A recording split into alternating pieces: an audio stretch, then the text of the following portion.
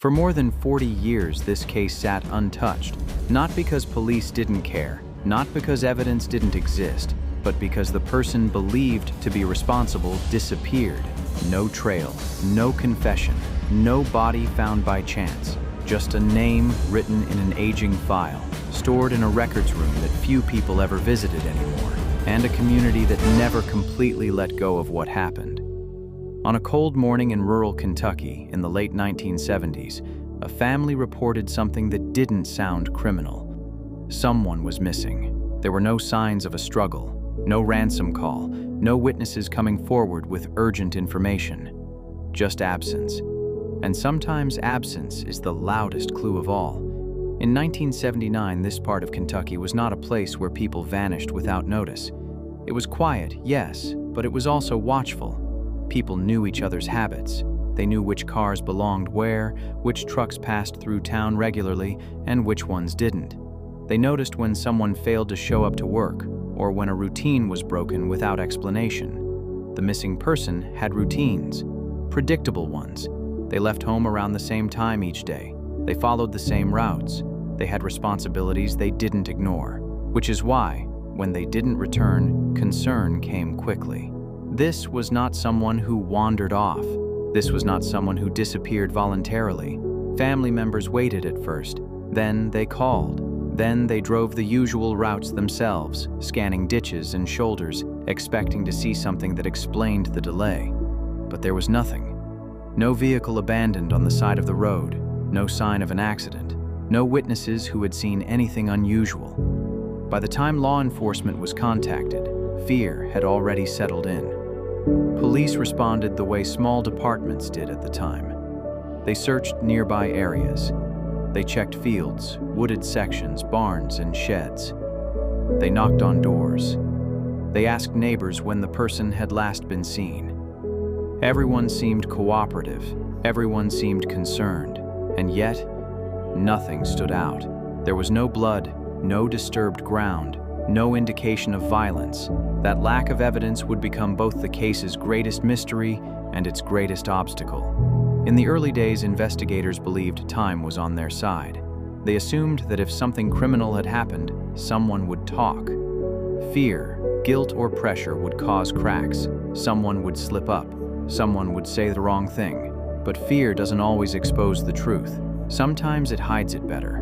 Within days of the disappearance, investigators noticed something they couldn't ignore. One individual connected to the missing person had left town almost immediately afterward. There was no dramatic exit, no packed car seen speeding away, just a quiet absence that mirrored the disappearance itself. At the time, leaving town was not a crime. People moved for work, for family, for reasons that were no one else's business. There was no physical evidence tying this person to anything illegal, no witness who saw them do anything wrong. So police did what they could. They wrote the name down, they made a note of the timing, and then they moved on. Weeks passed. The initial urgency faded, searches slowed, tips dried up. Without evidence, without a body, and without a confession, the case began to drift. Eventually, it was labeled what so many others have been labeled over the years, a cold case. But cold does not mean forgotten. For the family, time moved differently. Days turned into years, but the absence never softened. Holidays came and went. Birthdays passed, chairs stayed empty. The unanswered questions became part of everyday life. For the town, the disappearance became a story people spoke about quietly. Parents warned children to be careful. People remembered where they were when they first heard the news. And then, slowly, new stories replaced old ones. Years turned into decades. Witnesses aged. Some died. Others moved away. Memories blurred. The case file sat on shelves, occasionally pulled down, occasionally reviewed, but never truly revived. Somewhere else, far from Kentucky, the person whose name had once been written in that file was living an entirely different life, under a different name, in a different place, surrounded by people who knew nothing about what came before. Neighbors described them as quiet, normal, someone who blended in easily. There were no signs of violence, no criminal record under their new identity. nothing that suggested they were hiding anything at all. And that is how it worked. In the late 1970s, disappearing was easier than most people today can imagine. There were no digital footprints, no centralized databases that spoke to each other, no DNA systems capable of linking crimes across state lines decades later. If you were careful enough, and if you left at the right time, the past stayed where you left it. For years, that seemed to be the case here, until technology caught up. In the early 2000s, law enforcement agencies across the country began revisiting old cases, not because new witnesses had come forward and not because confessions had suddenly appeared, but because the tools had changed. Records that once lived on paper were digitized. Names could be cross-checked. Patterns could be identified in ways they never could before. Old case files were reopened. Names that had gone dormant were run again. And when investigators revisited this case, something small stood out. A discrepancy, a timeline that didn't quite align, an identity that shifted subtly over time.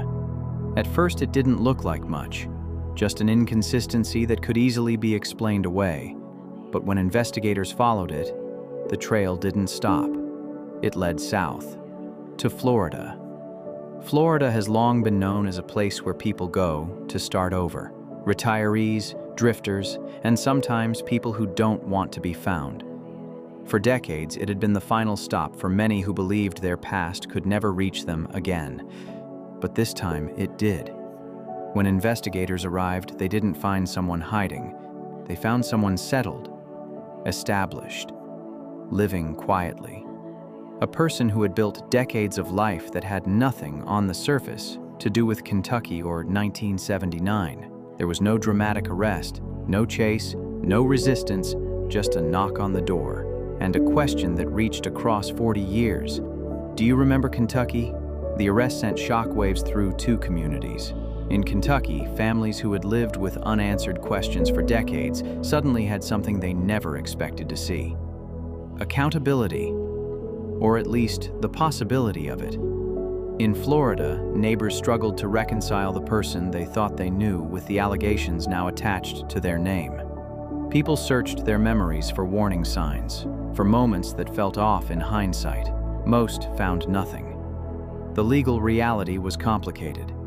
Evidence had aged, witnesses were gone, memories were unreliable. Prosecutors knew they faced a difficult road, but time, they argued, does not erase responsibility. As the case moved forward, investigators did what they should have done decades earlier. They reviewed everything, every report, every interview, every handwritten note, and buried deep in the file, they found something that changed the shape of the case entirely. A single line, written years ago, never followed up, never explained. Victim was not alone. There had never been a second suspect. No one else had ever been charged. No explanation had ever been given for why that line existed, which raised a question no one was ready to answer. If someone helped and was never identified, then this case isn't over. It's only beginning. And in part 2, investigators would confront a possibility far more unsettling than a single person running for 40 years. They would have to ask whether justice had only caught part of the truth and whether someone else had been free all along.